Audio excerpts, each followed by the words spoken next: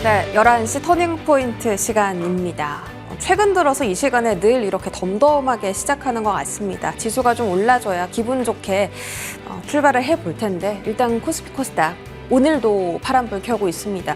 어제 2,700포인트 이탈하고 내려가서 오늘 추가적인 하락 발생되고 있고 코스닥도 약보합권이지만 지금 계속 저점이 내려가는 구간이죠. 과연 바닥은 어디일까 궁금해질 만큼 최근 들어 하락폭이 깊어지고 있습니다. 최근에 그 외국인들이 현물시장, 선물시장에서 차익 거래를 하면서 매도 물량이 상당히 많이 발생하고 있고 그게 또 지수의 하방 압력으로 작용이 되고 있습니다. 오늘도 선물시장에서 역시나 매도 포지션 잡은 외국인들이고요. 거래소 보시면 외인 기관의 동반 매도세인데 같이 그 매도 규모가 점점 더 늘어나고 있습니다.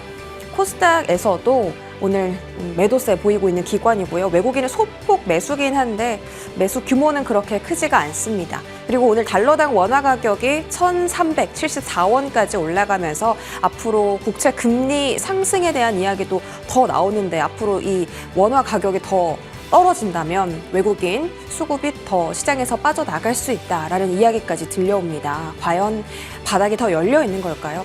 아무래도 오늘 반도체 종목들 그래도 일부 종목들이 상승하긴 하는데 삼성전자가 힘을 못 내주다 보니까 지수 자체가 계속 떨어지는 분위기로 연출되고 있습니다. 외국인들 어떤 종목 사고 있는지 체크해 보시죠. 어제는 SK 하이닉스와 삼성전자가 모두 있었는데 오늘은 다 빠졌습니다. 우선주만 사고 있고요. 오늘은 저밸류 종목들 중심으로 사들이고 있네요. KB금융, 현대차, 그리고 뭐 기관은 기아도 사들이고 있고요. 알테오젠 같은 경우 외국인 최근에 정말 꾸준하게 매수를 하고 있습니다. 주가 반응은 그렇게 크지 않은데 매집하는 구간인 걸지 체크해 보시고요. 기관 어떤 종목 사고 있는지 보겠습니다. 네, 기관은 정말 다양한 종목들을 사는 가운데 오늘 또 화장품 테마가 어제에 이어서 연일 강세 펼치고 있습니다.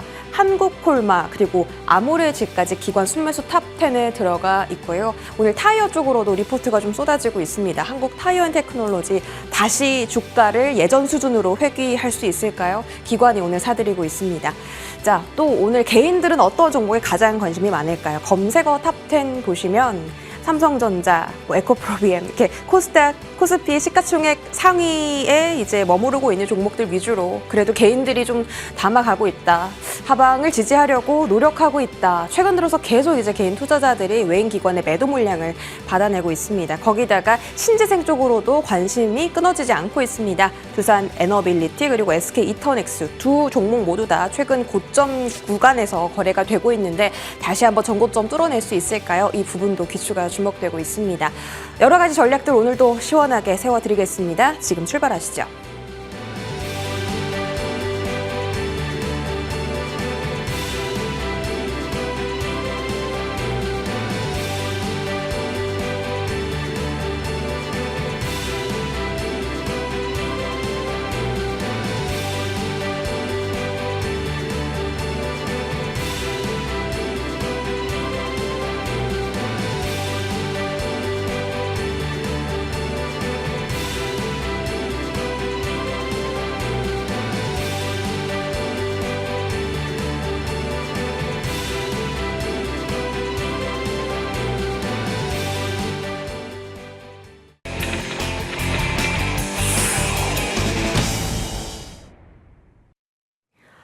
네, 탑10 출발하겠습니다. 오늘 한국투자증권 김민진 차장 함께합니다. 어서 오세요. 네, 안녕하세요. 네, 제가 방금 방송 시작하기 바로 직전에 엔비디아는 오늘 또 올랐네요. 근데 국내 반도체 투톱은 왜 이러죠?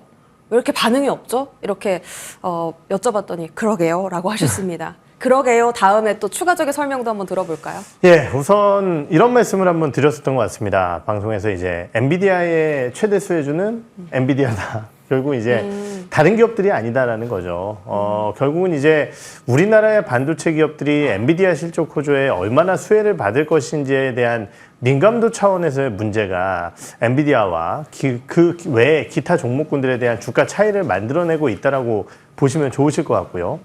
두 번째는 결국은 시장 얘기를 안 하려고 했지만은 안 할 수가 없습니다. 맞아요. 우리나라 반도체 기업들은 결국은 이제 코스피 혹은 이머징 넓게 봐서는 글로벌 시장과 어떻게 보면은 어느 정도의 동행 관계를 가져갈 수밖에 없다라는 판단인데요. 최근 나타나고 있는 글로벌 시장의 가장 큰 문제점은 결국은 이제 금리의 상승세가 재차 나타나고 있다는 부분일 것 같고요. 금리가 올라서게 되면은 결국은 이제 주식의 매력도가 떨어지게 됩니다. 우리가 이제 불과 한두 달 전이었나요? 4.7%까지 금리가 올라오는 모습을 10년물 국채 금리가 올라오는 모습을 보면서 결국은 이제 투자 심리 자체가 급격하게 냉각되는 모습을 보였었고요. 그러한 상황 속에서 달러의 강세와 이에 따른 삼성전자의 집중적인 매도 현상을 저희가 확인을 했었는데요. 결국은 이번에도 비슷한 모습이 연출되고 있다고 보면 될 것 같습니다. 절대적으로 나타나고 있는 삼성전자와 SK하이닉스의 문제라기보다는 아까 말씀드렸던 주식의 매력도 하락에 따른 전반적인 외국인들의 주식 비중 축소에 나설 때에 과연 우리나라의 어떠한 종목군들의 매도가 가장 쉽게 나타날까를 생각을 해보면은 첫째는 삼성전자일 것 같고요. 두 번째는 주가가 많이 올라온 SK하이닉스에 대한 차익 실현이 나올 가능성이 높다는 측면에서 오늘 반도체 기업들의 약세를 해당 요인으로 좀 해석을 해봐야 될 것 같습니다. 그러면 금리 인하 이야기 나오기 전까지는 계속 이렇게 지수도 빠지고 반도체도 빠질까요? 사실 이제 금리 인하에 대한 얘기가 첫 번째 주요 포인트가 될 수 있겠지만은 최근에 이제 채권 금리가 올라온 것은 뭐 어제부터 이제 급격하게 채권 금리가 올라오기 시작을 했죠. 지금 어제 같은 경우는 국채 3년물과 5년물 그리고 오늘 같은 경우는 이제 7년물의 입찰이 있으면서 이것에 대한 수요가 급감을 하면서 채권금리가 급등을 하게 된 겁니다. 우리가 이제 채권금리의 상승 요인을 펀더멘털과 수급 요인으로 나눠봤을 때 결국은 펀더멘털적인 요인은 경기가 좋아서 올라갈 수 있는 채권금리를 생각해 볼 수 있겠고요. 지금 수급 요인이라고 한다면 아까 말씀드렸던 추가적인 금리 상승 가능성에 따라 채권에 대한 매입 가능성이 떨어진다라는 이 두 가지 요인으로 해석을 할 수 있는데 지금은 후자의 가능성이 지금 후자가 높다라는 거죠. 그러면 이것이 전환될 수 있는 포인트는 아까 말씀드렸듯이 경기가 안 좋아질 거야라는 포인트로 금리가 하락할 수도 있겠지만은 절대적인 금리 수준이 많이 높아지게 되면은 가격의 부담을 느끼게 되면서 결국은 채권에 매수세가 들어올 가능성이 있다는 측면입니다. 그러한 측면에서 생각해 볼 수 있는 채권금리 상단의 마지노선은 1차적으로는 4.7%를 놓고 볼 수 있을 것 같고요. 지금 이제 10년물 국채금리가 4.65선까지 올라와 있는 상황이기 때문에 우선적으로는 거의 다 왔다라고 좀 판단을 하는 게 맞을 것 같아요.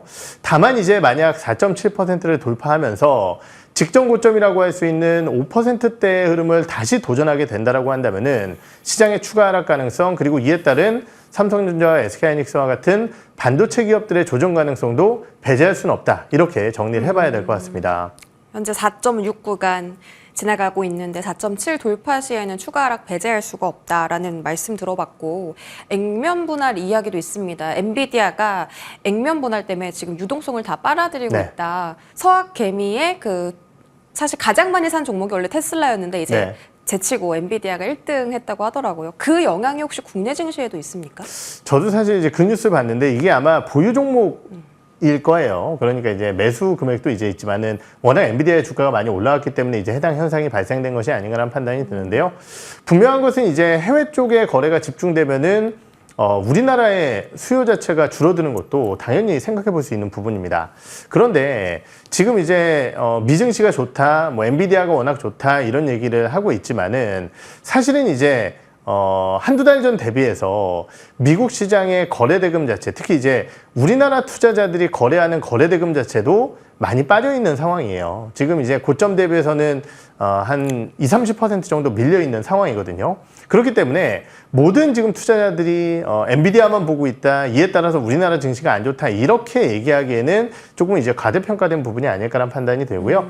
저는 그러한 요소들보다는 결국은 이제 우리나라 증시가 어떻게 보면 이제 이머징 쪽에 속해 있고 미 달러화와 아무래도 채권 금리에 조금 더 민감하게 반응할 할 수밖에 없는 시장 흐름이다 보니까 그것에 따라 지금 시장이 더욱더 못 가고 있는 것이 아닌가라는 판단을 해봐야 될 것 같고요. 뭐 시간이 지나면 이러한 요소들은 조금씩 풀려나가지 않을까 이렇게 생각을 하고 있습니다. 얼마나 걸릴까요? 시간이 지나면이라고 하셔서. 결국은 이제 아까 말씀드렸듯이 금리에 대한 상단 부분에 확신이 좀 필요하다라고 판단을 하고 있어요. 네. 지금 이제 이 6월 초 이렇게 되면은 또 많은 지표들이 발표가 되게 될 겁니다. 그러한 측면에서 봤을 때 지난달이 아니죠. 5월 초에 이제 지표들이 안 좋게 나오면서 증시의 반등을 좀 이끌었었는데요. 결국 이제 6월 초에 제조업 지표라든지 이런 것들이 좀 둔화되는지 이것이 증시의 반전 포인트가 되지 않을까라는 생각을 가져보도록 하겠습니다. 6월 제조업 지표로 변곡점을 삼아서 다시 지수가 좀 올라갈 수 있는지 보자라고 하셨고, 반도체 이야기를 저희가 한 2주 내내 지금 한 것 같거든요. 네. 이제 늘 돌아오는 답변 똑같았습니다. 삼성전자는 좀 멀리 보시고요. SK하이닉스는 HBM 독점권이 있으니까 사세요. 밸류체인도 하이닉스 쪽으로 보세요. 이렇게 말씀 주셨는데 계속 똑같은 답변만 듣다 보니까 살짝 좀 지루합니다. 새로운 관점도 있으세요? 혹시 투톱 접근에 대해서요? 사실 뭐 투톱 접근에 대해서는 아직까지는 투자 의견이 바뀌지는 않았습니다. 분명한 것은 이제 가격적인 메리트를 보유한 삼성전자 그리고 조금은 부담되는 SK하이닉스라는 의견 자체에 변함은 없고요. 하지만은 단기적인 부분으로서의 접근 자체는 SK하이닉스가 유효하다라는 평가를 드릴 수밖에 없을 것 같은데요. 결국은 이제 아까도 말씀드렸듯이 삼성전자의 수급은 국내 시장의 수급과 달러화의 방향성 이러한 것들이 이제 굉장히 민감하게 작용을 하게 됩니다. 그러한 부분들의 변곡점 그리고 방향성 변경이 발생이 되게 된다라고 한다면은 뭐 SK하이닉스만큼 삼성전자가 올라갈 것이다라는 장담을 할 수는 없겠지만은 그러한 부분들과 함께 삼성전자의 반등 가능성은 충분히 유효하다라고 판단을 하고 있고요. 또 하나 말씀드렸듯이 이제 삼성전자가 최근에 HBM 관련 뉴스가 워낙 제한적이다 보니까 시세를 덜 주는 부분도 분명히 있었습니다. 그렇기 때문에 이러한 부분들에 따라 HBM 쪽에 좀 좋은 뉴스 소식들이 나와야지 삼성전자의 반등 가능성이 조금 더 높아지지 않을까 이렇게 판단을 하고 있습니다. 파운드리는 좋은 재료가 아니에요, 그러면? AMD 관련된 소식이요. 네. 뭐 당연히 좋은 재료겠죠. 그런데 이제 이런 생각도 한번 해봐야 될 것 같아요. 지금 이제 파운드리의 실적이 좋아진다는 부분이 AI와 연결돼서 시장의 흐름을 만들어가고 있는데요. 지금 AI 시장을 잡고 있는 것은 결국은 AMD가 아니라 엔비디아라는 회사입니다. 그리고 그 엔비디아의 칩 자체는 지금 삼성전자가 접근을 하지 않고 있다는 부분이겠죠. 그렇다고 한다면은 AMD가 이 엔비디아의 대항마로서 움직임을 가져야 되는데 과연 이제 빠르게 될 것인가? 너무 멀었죠. 그렇죠. 시간이 걸릴 수밖에 없다라는 거죠. 그렇기 때문에 이 내용 자체가 뭐 삼성전자와 이에 따른 AI의 파운드리 진입 이러한 부분들의 확산 가능성을 밸류에이션 확산 가능성을 좀 생각해 볼 수 있는 내용이겠지만은 역시 시간이 필요한 부분이다 이렇게 생각을 해봐야 될 것 같습니다. 시장이 아무래도 관심 있는 건 너무나도 HBM이다. 삼성전자가 어제 처음으로 노조 파업을 선언을 했는데 이 이슈 때문에 그런 건지 아니면 지수가 원래 떨어지려고 했어서 그런 건지 몰라도 삼성전자가 너무 어제 좀 흐름이 안 좋았습니다. 그렇죠. 오늘 또 추가 하락도 나오고 이 노조 리스크를 어디까지 길게 봐야 돼요? 저는 뭐 작게 볼 수는 없는 이슈라고 생각을 합니다. 왜냐면은 우리가 이제 그냥 일반 개인 투자자들이라든지 이런 관점이라고 한다면은 뭐 노조 파업을 하든 말든 실적이 좋거나 HBM 뉴스가 나와서 결국은 주가만 올라오면은 나는 차익 실현하고 나갈 수 있어요. 이렇게 투자 관점을 세울 수도 있겠지만은 예를 들어서 이제 기관들 특히 중장기적인 부분을 투자하는 글로벌 대형 연기금이라든지 이런 쪽의 투자 전략 내에는 사실은 관련 리스크가 있냐 없느냐가 삼성전자의 밸류에이션적인 영향의 상당 부분을 차지를 하게 될 겁니다. 근데 지금까지 삼성전자라는 회사는 그런 노이즈가 전혀 없었다라는 점도 사실은 밸류에이션 할증 요인으로 작용을 했을 텐데 그 내용 자체가 사실은 이번에 깨지게 됐다라는 부분이겠죠. 그렇기 때문에 어제 삼성전자 그리고 외국인들의 대량 선물 매도에 따라 주가지수의 낙폭이 확대됐던 요인에는 삼성전자의 파업 소식도 분명히 있다고 판단을 하고 있고요. 다만 이것이 이제 첫 번째이기 때문에 사실은 시장에서 조금 더 과도하게 반응을 하지 않았나라는 생각이 들고 뭐 예를 들어서 현대차 같은 경우 매년 일상이잖아요. 네네. 그런데 사실은 그런 것들에 좀 일희일비하지 않는 주가 흐름을 보이게 되는 시점까지 지금 작용을 하고 있습니다. 그렇다고 한다면은 결국은 이제 관련 내용분들이 좀 잠잠해지고 정상화가 되게 된다라고 한다면은 관련 디밸류에이션은 조금 정상화가 되지 않을까 이렇게 생각을 하고 있습니다. 이게 삼성전자의 주가 밸류에 상처를 낼 만한 재료인가 싶었는데 좀 그럴 수도 있다고 말씀 주셨고 사실 되게 강력한 뭐 HBM 쪽 이슈가 있었으면 이렇게까지 주가가 반응하진 않았을 텐데 삼성전자 흐름 뭐 SK하이닉스도 그렇고 그냥 뭐 저가 매수 기회로 좀 삼아 봐야겠네요. 네. 알겠습니다. 오늘 그 기판 쪽으로 리포트가 정말 많습니다. 이수페타시스, 심텍, TLB 뭐 기판 일하고 있는 태성도 오늘 거의 상한가 직전까지 갔고 이렇게 매일매일 반도체 관련해서는 테마주들이 이렇게 순환매를 돌고 있거든요. 그렇죠. 어제는 액침 냉각 쪽, 네. 오늘은 기판. 어떤 쪽을 제일 유망하게 보세요, 그래도? 결국은 이제 뭐 반도체 실적이 좋아진다라는 펀더멘탈적인 측면에서 봤을 때는 올해 시점에서는 아무래도 이제 HBM 쪽이 워낙 대장이고요. 시간이 조금 흘러가게 된다라고 한다면은 결국은 이제 출하량이 늘어날 것이기 때문에 이에 따른 소재 부품단에 대한 타이밍이 나오게 될 것이고, 출하량이 늘어나면서 캐파의 부족함이 느껴지게 된다라고 한다면은 그 다음에는 전공정 장비 쪽으로 가게 될 확률이 높다라고 생각을 합니다. 다만 이 흐름 자체는 사실은 시간이 언제 올 것이냐 이것에 대한 판단 자체는 만만치 않고요. 결국 그러한 가운데 또 아까 말씀드렸듯이 뭐 액침 냉각이나 이런 새로운 테마들이 계속 뜨고 있는 상황이기 때문에 그 중간중간에 채울 수 있는 테마주들에 대한 움직임들을 발빠르게 좀 대응을 하셔야 되는 구간이 아닐까라는 판단이 들고, 단기적으로는 뭐 결국 HBM 관련주들 그리고 엔비디아 관련주들이 그나마 다른 종목군들보다는 좋은 성과를 낼 수밖에 없을 것 같다, 이렇게 정리를 해봐야 될 것 같습니다. 혹시 이제 순환매 내일은 뭐 어떤 테마가 좀 오를 것 같으세요? 내일이요. 네. 사실 시장이 지금 좀 불안한 상황인데 저는 시장이 여기서 이제 크게 무너지지는 않을 거라고 생각을 하는 입장입니다. 바닥이다 이제. 뭐 완전 바닥인지는 조금 더 여러 가지 지표들이 판단이 돼야 되겠지만은 우선 지지선 라인까지는 왔다라고 저는 판단을 하고 있고요. 그렇기 때문에 오늘 해외 증시 대비해서의 국내 증시의 낙폭 자체도 제한적이다라고 저는 평가를 하고 싶습니다. 그러한 측면에서 오늘 뭐 일정 부분 적은 비중에 대한 주식 매수를 해보는 것도 나쁘진 않다라고 판단을 하고 있고, 순환매 타이밍을 잡기는 어렵겠지만은 일반적인 레거시 반도체의 주가가 상당히 좀 부진한 상황이었고 며칠간 좀 조정을 받았기 때문에 뭐 이오테크닉스라든지 아니면 리노공업 이런 기업들에 대한 반등 포인트를 조금은 기대를 해보도록 하겠습니다. 네.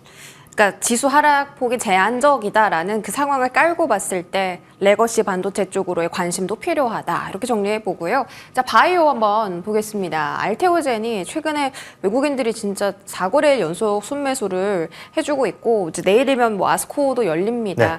아무래도 지수가 눌리다 보니까 중소형 제약 바이오 종목들이 최근에 좀 잘 가거든요. 알테오젠 같은 경우 이제 다시 한번 전고점 돌파할 수 있는 기대감 있는 자리입니다. 차트상으로는. 올라갈 수 있을까요? 네, 알테오젠 정말 대단합니다. 네. 사실 주가도 상당히 많이 올라왔는데요. 최근 흔들리는 시장, 그리고 최근 시장이 냉정하게 얘기해서 바이오주들에게는 굉장히 비우호적인 시장입니다. 금리 자체가 올라가는 현재의 상황, 그리고 시장의 리스크온 분위기가 제거된 상황이기 때문에 오히려 바이오주들이 크게 흔들릴 수 있는 상황이지만은 지난주에도 말씀드렸듯이 이제 알테오젠, 결국은 이제 글로벌에서 가장 잘 팔리는 키투르다라는 약과의 협업을 그리고 독점 공급을 하고 있는 상황이기 때문에 이러한 부분들에 대한 기대감들이 시장에 더욱더 크게 받아가고 있다라고 말씀을 드렸었는데요. 그러다 보니까 이제 기대감들은 여전히 유효하다고 생각을 하는데, 다른 바이오주들 같은 경우는요, 저는 많이 빠졌기 때문에 지금 며칠 올라온 거지, 대략 한 6개월 정도 혹은 YTD 기준으로서의 우리나라의 바이오텍 주가 흐름은요, 처참합니다. 그렇기 때문에 바이오주들에 대한 모멘텀들을 발현시킬 수 있는 주요 뉴스들이 우선 필요하다고 생각을 하고, 그것이 이제 아스코였는데요. 아쉽게도 이제 아스코 같은 경우는 중소형주들에게 기대감으로 작용을 하지 못하고 있는 상황입니다. 결국 그 얘기는 무슨 얘기냐. 지금 이제 6월 달에 뭐 아스코만 알지만은 굉장히 많은 학회들이 있습니다. 지금 뭐 내분비 학회부터 여러 가지 이제 자가면역 질환 학회, 유럽과 미국에서 열리는 주요 학회만 6, 7개 정도가 예정이 되어 있는데, 그런 뉴스 소식보다는 조금 더 본질적으로 바이오텍이 시장에 관심을 받을 수 있는 금리의 하락이 먼저 선행되어야지 바이오텍 그리고 바이오주들이 움직일 수 있지 않을까, 이렇게 판단을 하고 있습니다. 반도체도 금리고 바이오도 금리고 그냥 기술적 반등으로 최근에 좀 올라온 거다. 아스코는 뭐 재료 소멸이라고 봐야겠네요. 아직까지는 사실 아스코가 뭐 초록만 공개됐고 주요 지표들이 모두 다 공개된 것은 아니기 때문에 일반적으로 이제 주요 학회 이후에 또 이제 뭐 한 일주일 정도 뒤에 뭐 기술 수출 얘기 나오면서 올라가는 종목군들도 분명히 있긴 합니다. 근데 이제 아무래도 아스코 같은 경우는 뭐 전임상이나 초기 단계가 아니라 2상이라든지 3상 타겟을 위주로 한 학회다 보니까 사실 그런 모멘텀이 제한적이다라는 측면에서 봤을 때는 두각을 나타내는 종목군들이 과연 나올까, 이런 의구심이 좀 들기도 하는 현재 구간인 것 같아요. 그러면 그냥 바이오도 그냥 수급 잘 받고 투자자들 관심 많고 이런 알테오젠 이런 것만 봐야 되는 거예요? 그렇죠. 현재 시점에서는 아무래도 이제 내가 굳이 바이오주를 접근하고 싶다라고 한다면은 알테오젠 정도가 지금 제일 좋은 선택지인 것 같은데요. 아까도 말씀드렸듯이 이제 워낙 주가가 많이 빠지다 보니까 바닥권에서 올라오는 종목군들이 있습니다. 지금 이제 보로노이라든지 이런 기업들이 바닥권에서 좀 올라서고 있는데 그런 기업들 같은 경우는 뭐 현재로서도 부담은 적지만은 금리 관련된 부담감이 옅어지게 된다라고 한다면은 다른 기업들보다는 조금 더 좋은 주가 흐름을 보일 수 있지 않을까 이렇게 생각을 하고 있습니다. 주가 할인을 많이 받은 종목들 좀 보면 좋겠다. 근데 우리 투자자분들은 바이오는 조금 무섭다고. 그렇죠. 간이 큰 사람만 수익을 내는 거 아니냐고 이런 반응도 좀 있습니다. 네. 자, 바이오 이야기 여기까지 하고요. 자, 마지막으로 오랜만에 2차 전지 한번 보면 어떨까요? 대주전자재료, 에코프로 이렇게 종목 들어와 있고 에코프로 BM까지요. 최근에 개인 투자자들이 관심 많은 종목 중에 하나가 또 에코프로 형제들이고 테슬라가 2일침공 배터리를 만든다고 하면서 이제 수혜 종목들이 최근에 주가가 잘 가요. 대주전자재료, PNT 이런 종목들 막 급등하는데 사실 제일 직결 수혜를 보는 건 LG 엔솔 아닌가요? 혼자서 못 가요. 우선 출하량 자체가 네. 지금 이제 상반기도 그렇고요. 뭐 미국권, 유럽권 모두 다 이제 글로벌 OEM들의 투자 전략 자체가 대부분 다 밀리고 있는 상황이기 때문에 뭐 이거를 직접적으로 만든다라고 해서 크게 수혜를 받는다라고 보기에는 분명히 어려울 수 있을 것 같고요. 네. LG에너지솔루션 같은 경우는 어제 뭐 충격적인 주가 흐름이었죠. 결국 상장 이후에 최저가를 만들어내기도 했었고 그러한 상황 속에서 그래도 이제 테슬라 밸류체인 쪽에 직접적으로 뭔가를 집어넣을 수 있는 LNF라든지 아니면 대주전자재료 그리고 어제 같은 경우는 PNT가 좀 급등세를 보였습니다. 뭐 항상 이제 어려운 시장일 때는 종목군들의 확산보다는 집중 현상이 나올 가능성이 높다라는 측면에서 가격적인 부담감이 좀 있겠지만은 그럼에도 불구하고 올라가 있는 종목군들에 대한 선택지를 가져가는 게 좋지 않을까라는 말씀을 드려봐야 될 것 같고요. 역시 이제 뭐 2차전지 관련주들도 대표적인 성장주군이다 보니까 결국은 시장의 리스크온 분위기가 살아나야지 2차전지 관련주들이 좀 움직일 수 있다고 생각을 합니다. 단기적으로 봤을 때 1분기 실적이 굉장히 아쉬웠었는데요. 2분기 실적 저는 사실 1분기 실적 저점 이후에 2분기에 회복 기대감들이 살아나지 않을까 생각을 했었는데 오히려 2분기 같은 경우도 지금 실적에 아쉬운 부분들을 언급을 많이 하고 있거든요. 그러니까요. 주가 반등의 타이밍이 조금 뒤로 밀린 것이 아닌가 이렇게 판단을 해봐야 될 것 같습니다. 그러니까 지금 테슬라 전기차도 막 잘 안 팔린다고 그러고 네. 가격 경쟁하면서 가격도 계속 낮춰지고 있는데 이게 뭐 테슬라가 새로 배터리 개선한다고 해서 이게 그 밸류체인 기업들이 그렇게 큰 수혜를 보는 재료일까요? 그런 의문점이 들더라고요. 그렇죠. 결국은 이제 말씀 주셨듯이 그 계산이 들어가게 되면 사실 이 종목군들을 하기가 좀 어렵다라는 거죠. 그런데 이제 대주전자재료 같은 경우는 왜 모멘텀이 발현이 되느냐. 원래 대주전자재료는 차종, 들어가는 차종이 사실은 볼륨카 모델이 거의 없었어요. 이 회사는 이제 포르쉐 타이칸이라는 쪽에 이제 관련 소재를 집어넣었었는데 올해 같은 경우 이제 두세 개 차종에 추가적으로 집어넣을 것이다. 그리고 이제 물량도 기존의 뭐 비율 대비해서 조금 더 들어갈 것이다라는 기대감들이 있었는데 테슬라 쪽에 들어간다라는 얘기는 결국은 전기차 볼륨카 모델에 들어갈 수 있다는 거고요. 이것은 물량이 크게 늘어날 수 있는 부분적으로 해석을 할 수 있습니다. 그렇기 때문에 결국은 이제 우리가 계산적인 부분을 떠나서 대주전자재료와 같이 백그라운드가 그렇게 크지 않았었던 기업은 이 뉴스에 굉장히 크게 반응을 할 수밖에 없는 내용이다. 이렇게 해석을 해봐야 될 것 같아요. 그럼 매수는 yes or no로만 대답해주세요. 현재 시점에서 저는 대주전자재료 긍정적으로 보고 있습니다. yes로 저희가 네. 해석해 보겠습니다. 알겠습니다. 지금까지 한국투자증권 이프랜드의 김민진 차장과 함께했습니다. 고맙습니다. 네.